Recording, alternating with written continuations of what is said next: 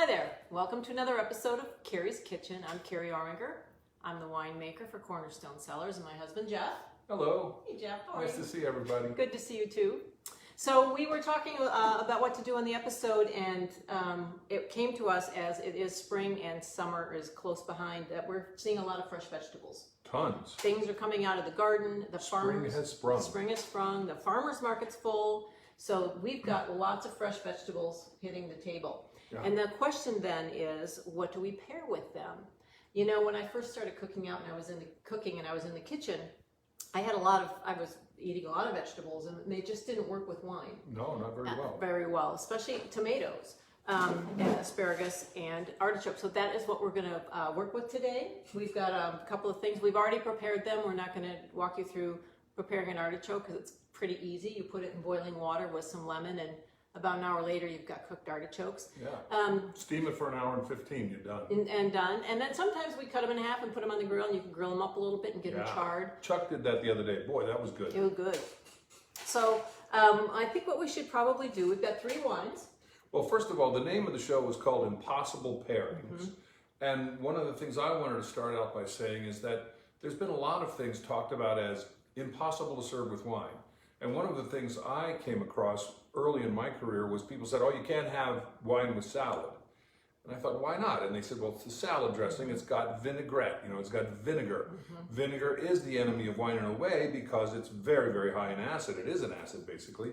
And what you have to do is find a wine that's high enough in acid to balance it. As long as you match that acidic level, you can serve any vinaigrette you like with any wine as long as the acid's balanced. So that was my first lesson in impossible pairings.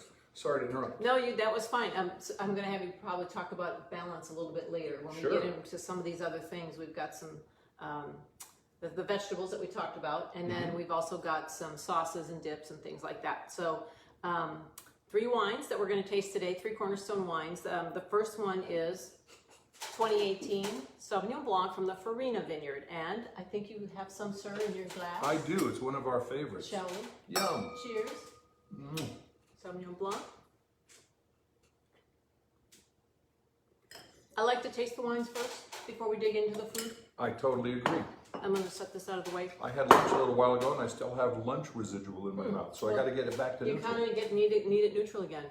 So one of the vegetables that I think is the most difficult, and it is so in season right now. It's practically free at the market and at the grocery store, is asparagus. Yeah. So asparagus on its own, green.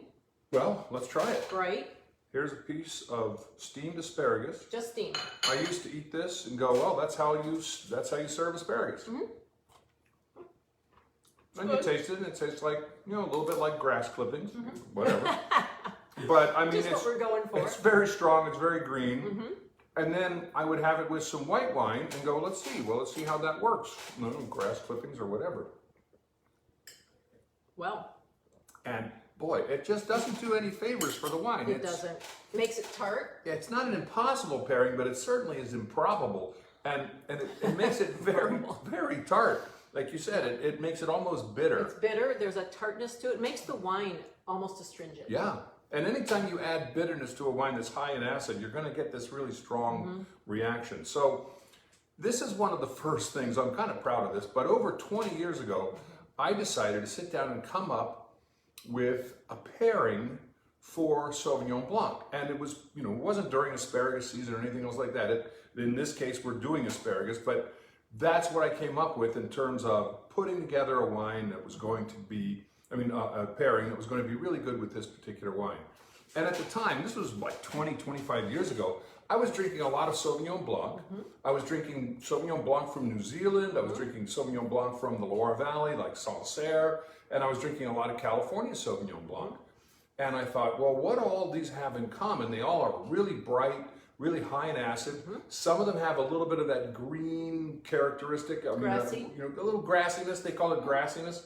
And high in acid and a little bit of herbaceousness in some of them.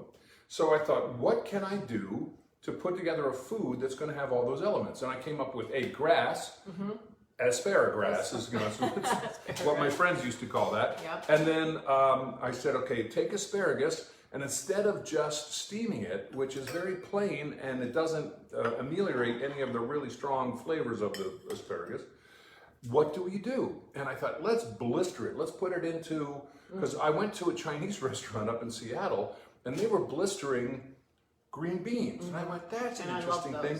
And you get that little bit of Maillard effect, a little bit of char. And I thought, that's really cool. That putting them on the grill, you can grill them as well. And then you get the smoke and the grill flavors and all. But I said, you can do this any time of year. You just put it in a really thinly oiled pan at high heat and blister them. And then I thought, okay, what do you do with the blistered, slightly oily asparagus? I salted them, and I went, great, that'll give it a little brightness. And then I said, well, the other thing that Sauvignon Blanc has is that citrusy character, so I squeezed some lime on there. And I went lime, oil for a little fat, but the char, and then just a little bit of herbaceousness. And I went, what do I need for herbaceousness? And I did tarragon. You can use basil, you can use any herb you like, but I put tarragon on here. So suddenly I was having this blistered asparagus with a little bit of salt on there, lime and tarragon, and it just turned out great. Because you got the grassiness from the asparagus, you got the herbaceousness from the herb, and you've got the citrus from the lime. Right. You put them together, and that's what we did here. You can, this actually. They turn out beautiful too. I mean, it's such an easy, quick dish right before you're ready to sit. It's less than 5 minutes. It's 3 or 4 minutes in the pan. You just put a little blister on them at high heat. Then you squeeze some lime on them while they're cooking. Go ahead, hon. I'm going. And you squeeze some acid on them, the lime, and put some salt on them, and you take them out and you sprinkle them with the tarragon, and it's done. Before I bite this, I've noticed that the wine now, I've taken a couple of sips since that bad asparagus, not bad asparagus, but the one the first asparagus. The juicy lushness of the Sauvignon Blanc is back. You know what I mean? Because you've had a couple of drinks. Because I've had a chance to cleanse my palate from the asparagus that was just so tart and bright. So now... That didn't do it any favors, so let's see what happens here.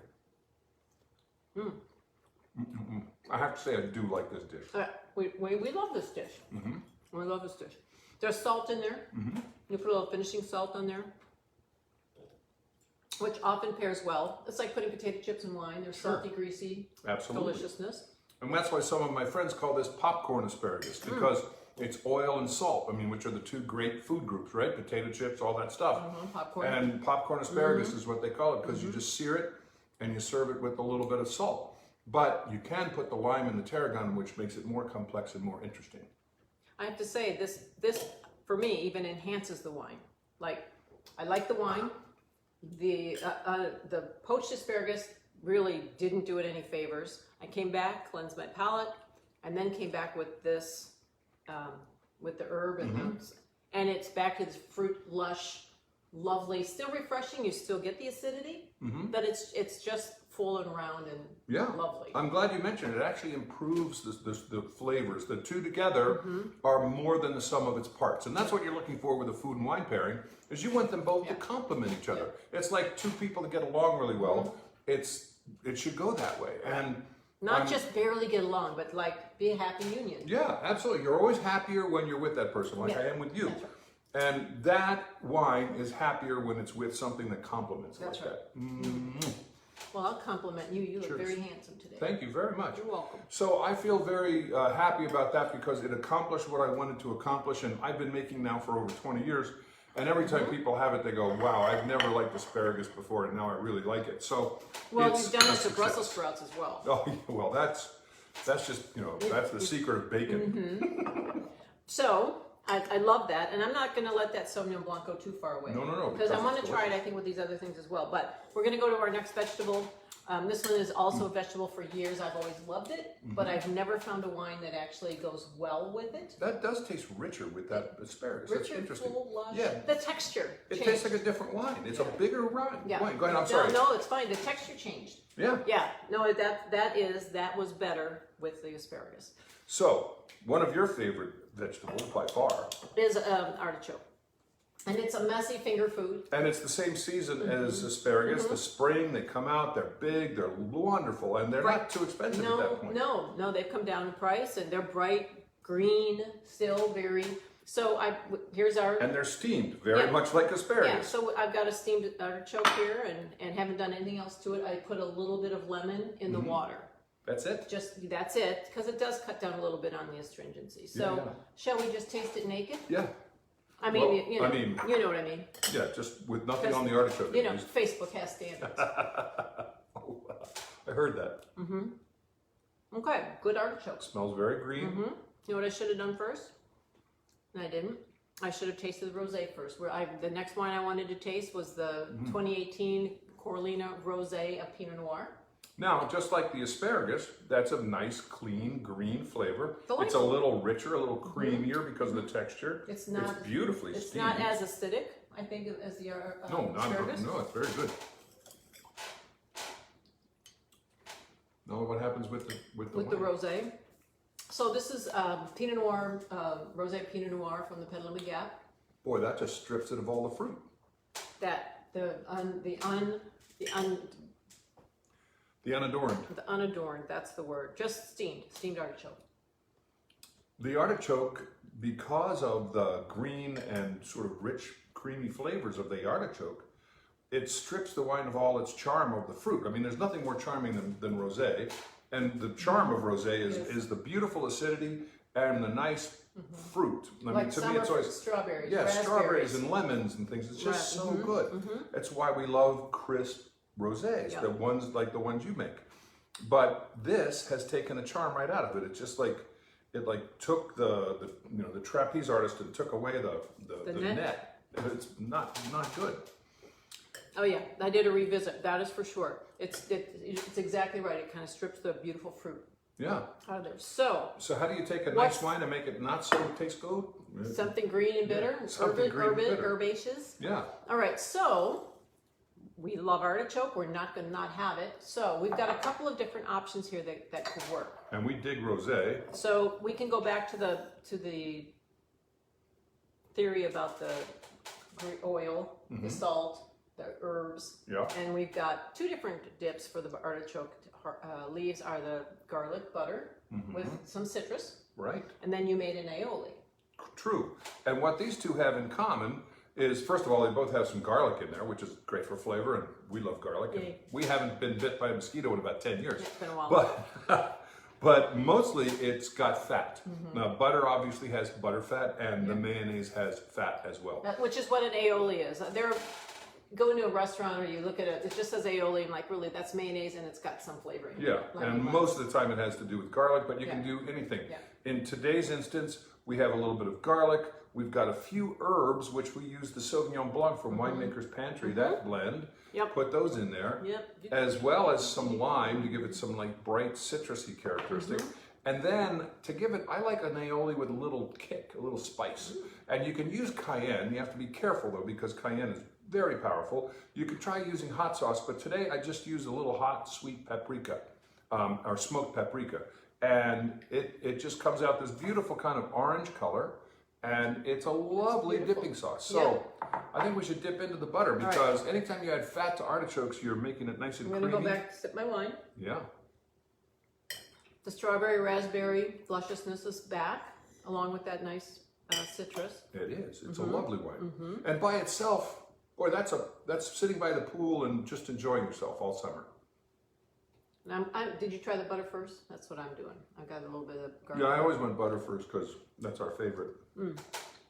Oh, and that's perfect. It's very garlicky, the way I like it. A little bit of salt, but it's the citrus. You always have me make the butter because I do. You try to balance the garlic, the butter, and the citrus, and that's the only 3 ingredients in here. And getting them together, that changes. Usually makes a happy little couple. Does make a happy couple. That changes everything with the wine. The salt, the garlic, the herb in there. Oh. And you could put anything you want in your butter. Wow. You could put the Winemaker's Pantry seasoning in there, especially the one that they made for us for Sauvignon Blanc. Absolutely. The other thing that does is, like any fat, it's going to give the acid something to work against, so it makes it almost taste zingier, a little brighter. And I love really high acid rosés. I just love crisp rosés, and that just makes it makes the rosé sort of be highlighted with this freshness of acid. Yep. So that works. Yeah, I do love that. So with the asparagus, you add a little oil for fat and some other flavors. And with this, you're adding some nice spice with the garlic and the lime, but you're also adding fat. And it seems to work. It does seem to work. What happens with the aioli? I don't know. There's a little fat in there. There's a little salt in there, right? Yeah.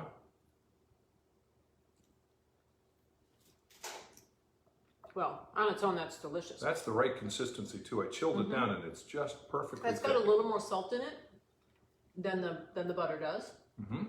And yet I didn't put any salt in this at all. All of that salt comes from the mayonnaise that we used. Wow. The mayonnaise has a nice tangy character. There's a tangy character that I didn't think was going to actually work. That's what I thought. Let's see. I know. I thought, well, that probably won't work. It's too spicy. Oh no, that's gorgeous. I know. And it's not because of the spice. What I was worried about is that there is a little bit of lime in there, and I thought maybe there's too much lime. Maybe I didn't balance it the way I wanted to. And that's balance. And that's beautifully And balanced. that's what I wanted to come back to, is to talk about balance. There you go. There's basically three components, and there isn't any one of them that is way louder than the other. They're all singing about the same volume, and you can hear all of them. Anytime, exactly, the perfect way to put it. And anytime you're dealing with a dip or a sauce or anything, that's the key, is balance.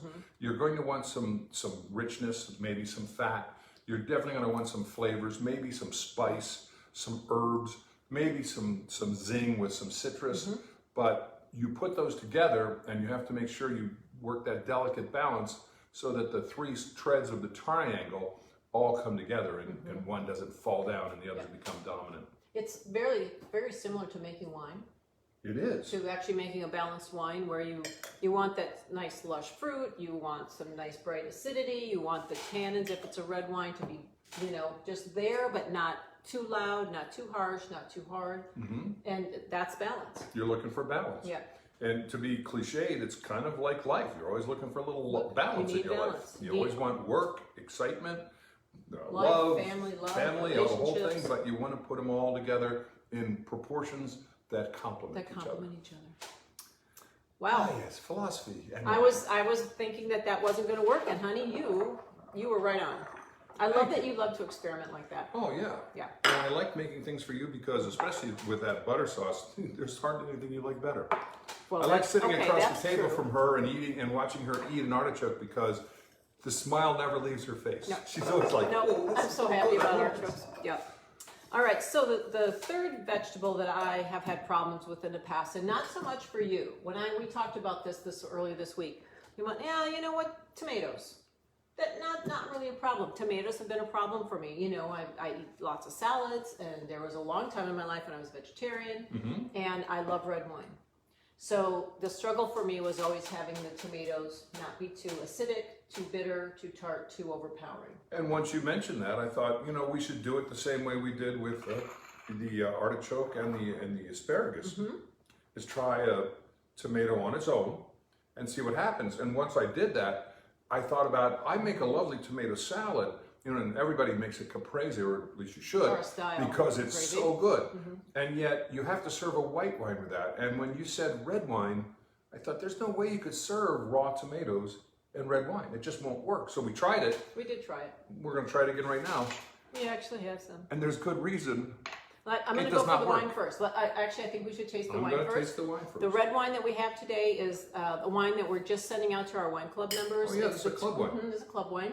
The 2017 red wine Oakville coming from Station? the Oakville Station Vineyard. So it's vineyard designate Oakville Station. It's got Cabernet Sauvignon, Cabernet Franc, and a little Merlot in it. It changes. The percentages of each varietal change each vintage. This vintage, it's about a third, and a third of each of those three: Cabernet Sauvignon, Cabernet Franc, and Merlot. And this is the 2017 vintage, which was such a great vintage. And we've had this a few times in We've the been last month. tasting it the last couple. It's smelling better and better. And right now, this rich Merlot character is coming up in the nose. And you do get a little more of that kind of lush fruit forwardness that you get from the Merlot, and a little bit of the there's a femininity to it, to the Cab Franc for me. The aromatics. There's a little floral in there, but they're just And 17 cabs are very ripe and very forward. So the 17 cab is also very evident in there. Yeah, this was a really great vintage. So this is a perfect example because after having all these light, bright things, now suddenly we have something in our mouths that's red and lush and rich and deep. And we're going to destroy it in one single bite. And how do we do that? How about a raw tomato? And honestly, honey, those are great tomatoes. They're grown on the vine. They aren't from our garden yet. They came from gardens a little farther south of us, Mexico. But that's a good tomato. It's a very good tomato. A little vinaigrette on that, some balsamic, and maybe some burrata cheese. Yeah, I mean, with a white wine, that would work beautifully. But what's funny is because we tasted the wine first, the tomato tasted very sweet and very acidic. And it was completely antithetical to the flavors and the impressions and the textures of that particular red wine. I hate to do this. Now I think this is going to be really unpleasant. No, I don't want to do this.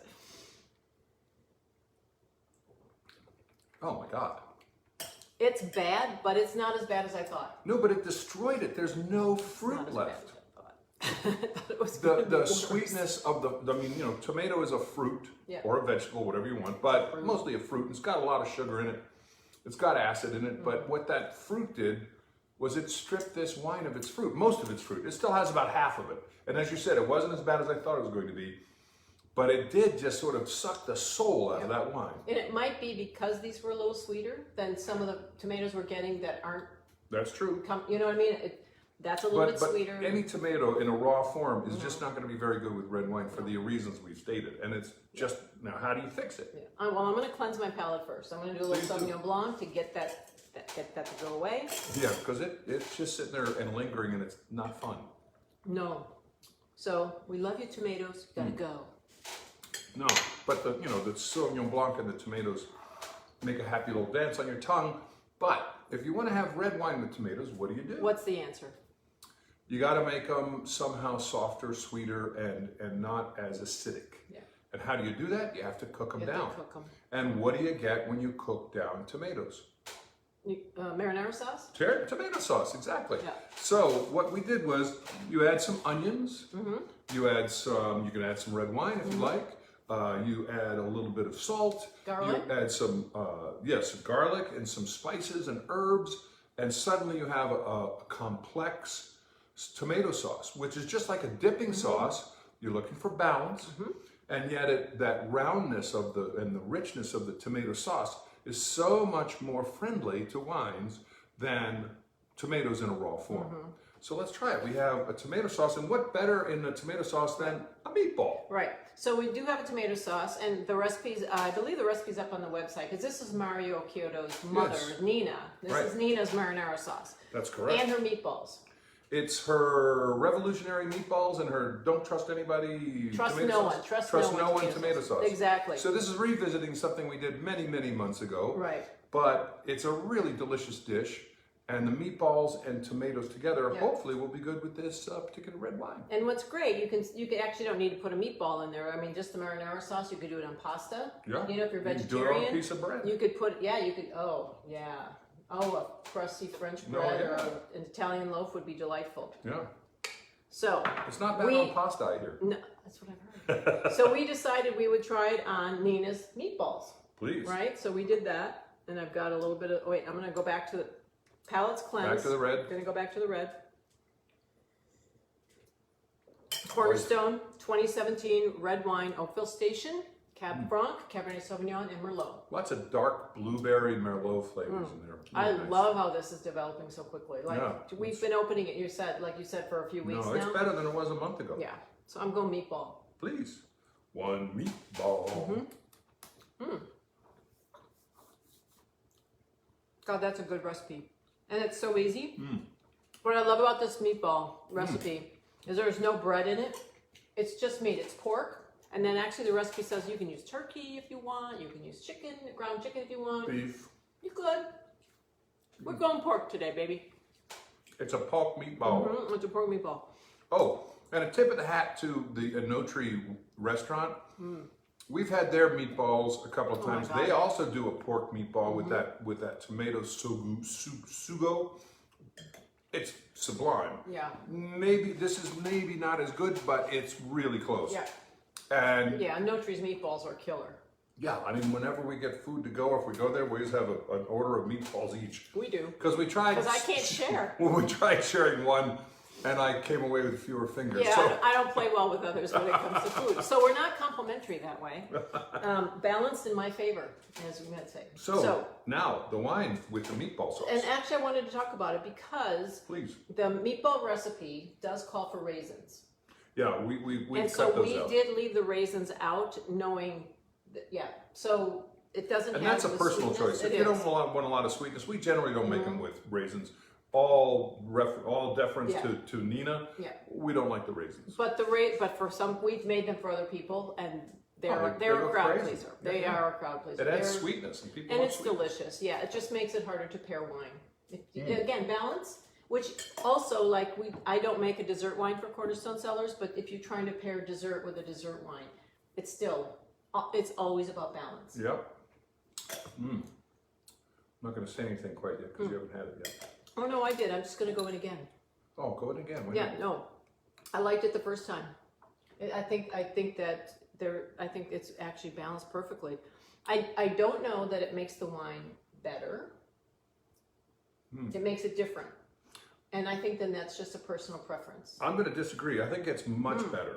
Okay. I think maybe that's because I'm comparing it with the raw tomato. With the raw tomato, that was a kind of a clunky, clumsy wine. And with the tomato sauce, that's just lush and delicious, and it's brought back all this happy roundness to it.